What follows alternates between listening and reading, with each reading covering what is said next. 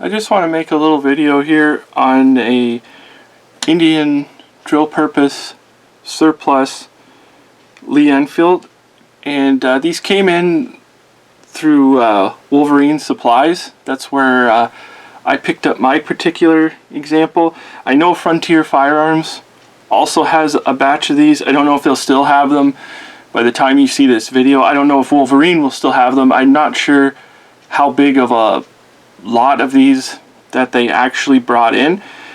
I was made aware that they have these, I guess, pretty much the same rifles in the United States. So what I say here about these drill purpose guns, it's going to be exactly the same for the ones that are for sale in the United States. In the United States, they're quite a bit cheaper. They're like a third of the price than what we pay here, but it's just sort of typical for anything here in Canada. So I've seen people complain about the price of these things, and like really you should know by now that when you look and you compare the prices to the United States, that they're not going to be anywhere near the same. We should just be happy with what we have. We should be happy they're not more expensive. Anyways, that's sort of just like a mini rant, but this here is what they call a drill purpose Ishapore Lee Enfield. They call it a #1 Mark III Star, and that's basically what it is, but I'll show the markings on this particular gun in a moment, and I'll just show some of the features of this gun. This gun is almost all completely matching. The rear sight is force matched, and I think the only difference is with this gun, this is a 1941, as far as I can tell, production gun. I think this front sight, it's the third, I think they call it the third pattern, or it's like the T-shaped one, and I believe this gun originally would have had like the box. It would have been a box in here, not the adjustable, but just the little box that was left over from it, I believe. So I really don't know a heck of a lot about the Indian guns the way I do like the English made guns. So this is the gun here, and it's complete. Everything, it came with everything, the hand guards, and the sling is mine. It never came with the sling. They don't come with that. I had an old Indian sling here, so that doesn't come with it. And you can see some of the things they did to them, like from the hard use and the drill purpose use. The toes have been fixed on both sides, and you can see this repair on just about any Lee Enfield. Sometimes they just have that repair. It's not a big deal. And if I can get to focus, I think it's a refurbish mark. It's pretty clear, the cartouche on the buttstock on there. Other than that, the buttstock is pretty much perfect. The rest of the wood, it's got the Ishapore screw. When I flip it around, I'll show it on the other side. And the lower stock piece is very strong. It's not rotted out and it's not damp. It's very good condition. Lower stock, as you can see. The upper piece of the handguard, now I've seen other ones, and the little ears that are up here, they were missing on at least one example that I saw, and that's something, if you collect these guns, you know that sometimes they'll be missing that. It's even sometimes like a field repair that they did. They just removed those. So that's, if you get one, don't expect it to have those ears on it positively. And they also seem to have, I don't think this was an old repair that someone has removed. I think they cut this out because of the drill purpose markings that are on the barrel. I think they cut that piece out of the rear handguard.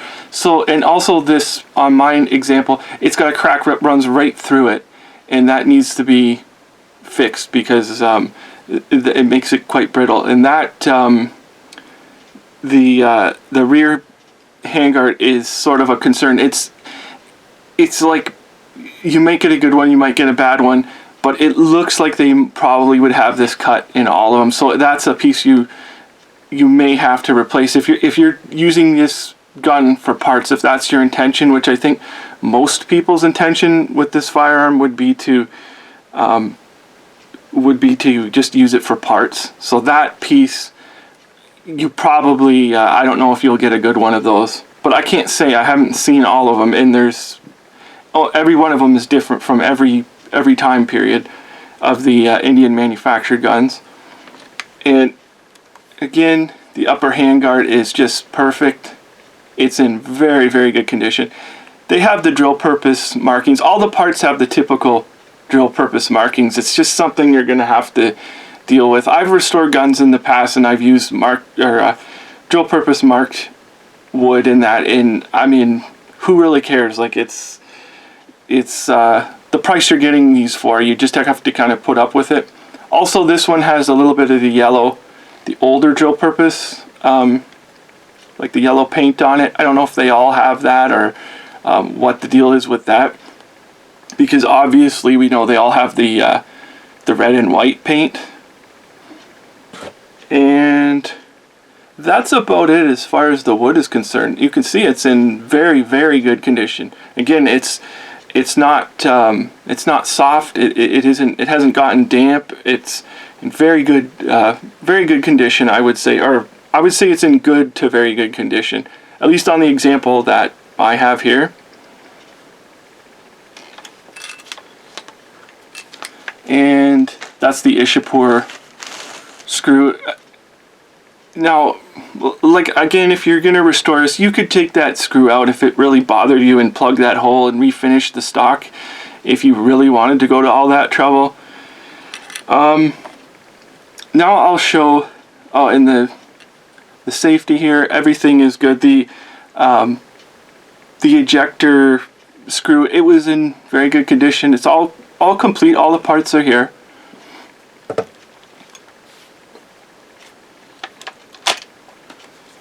I'll see if I can get the camera to focus on the markings. You can see here, it's got the Ishapore. It's got 1941. It's very, very, very faint.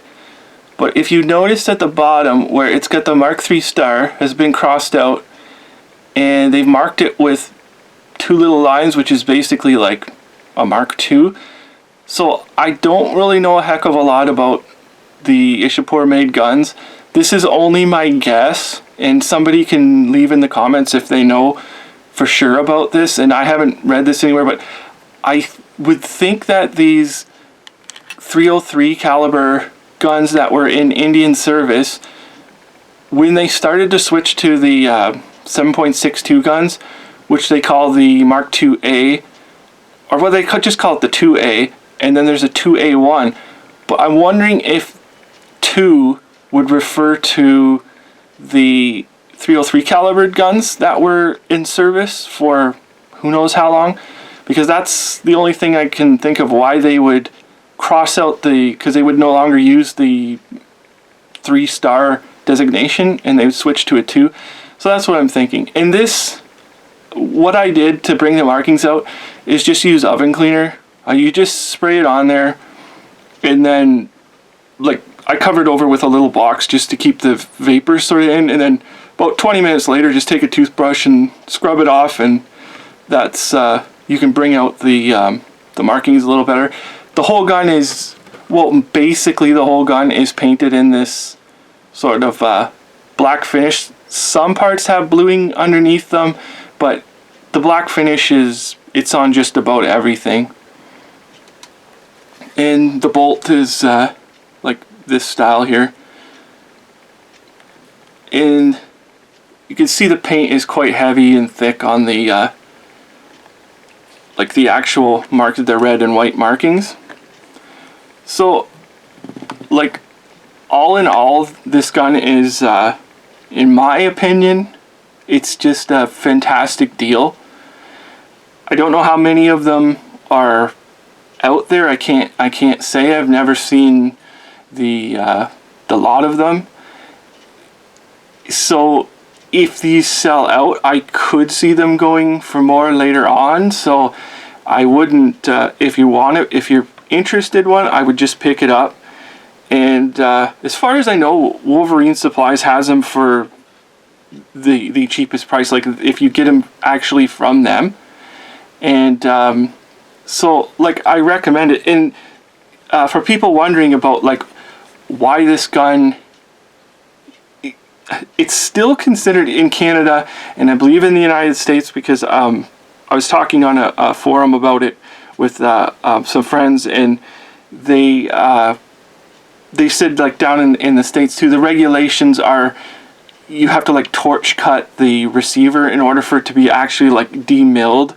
And in Canada there's a whole host of different things, like it has to be welded in certain places, and I think the current regulation means you have to have the magazine welded in place, and there's a whole host of things.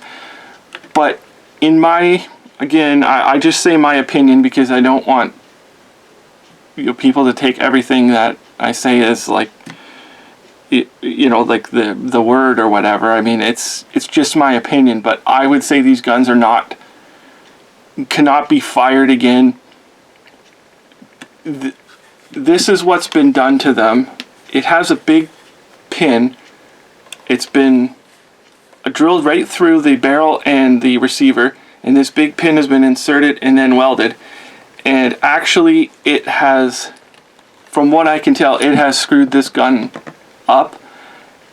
It's possible it could be rebarreled, but in my opinion I don't think it could be rebarreled, because this bolt head is messed up. It actually has some damage to it. I don't really want to take it apart and show it, but there's it's been whacked in a certain way that even the extractor spring, I should say the only thing missing is the extractor spring. The extractor spring has actually either broke or it has fallen out, because this bolt head, the way when you ram the bolt home, it did something, and I'm thinking when they drove this pin through and welded it, it kind of like put them out of alignment, and it did damage this bolt head. Everything else seems to be fine. Like all the parts and everything are fine, except for like obviously the barrel would never be able to fire again. If you could maybe line it to take a 22 or something like that, possibly, but like the receiver I think is messed up too. I would not go to the trouble of putting a new barrel on this gun and in hoping it works. Like I wouldn't even bother with that.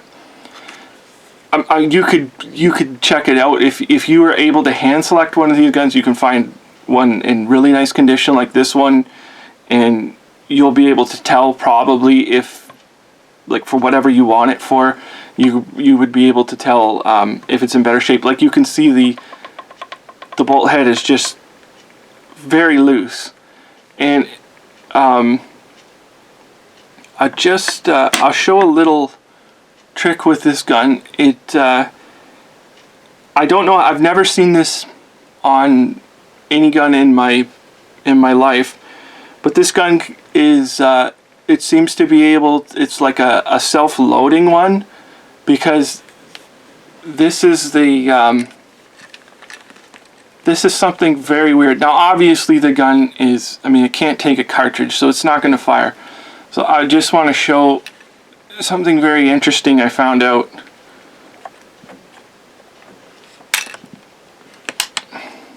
If you wiggle the trigger,